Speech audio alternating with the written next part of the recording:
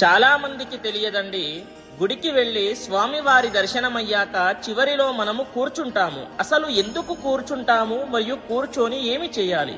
చాలా మంది ఈ యొక్క తప్పు కూడా చేస్తున్నారండి. స్వామివారి దర్శనమయ్యాక అసలు గుడిలో కూర్చోకుండానే వెళ్ళిపోతున్నారు. అలా వెళ్ళిపోతే అస్సలు మీకు ఫలితం అనేటటువంటిది ఉండదు అనే చెప్పాలి. చూడండి, కూర్చొని ఏమి చేయాలి, అసలు ఎందుకు కూర్చుంటాము అది కూడా తెలుసుకోండి.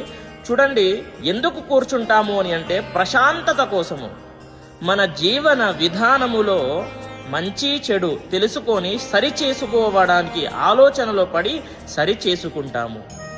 మరి కూర్చొని ఏమి చేయాలి అని అంటే, సపోజ్ ఎగ్జాంపుల్ మీరు శివాలయానికి వెళ్ళారనుకోండి, అక్కడ ఓం నమ శివాయ అనేటటువంటి మంత్రాన్ని మీ టైంని బట్టి 11 సార్లు లేదా 108 సార్లు కళ్ళు మూసుకొని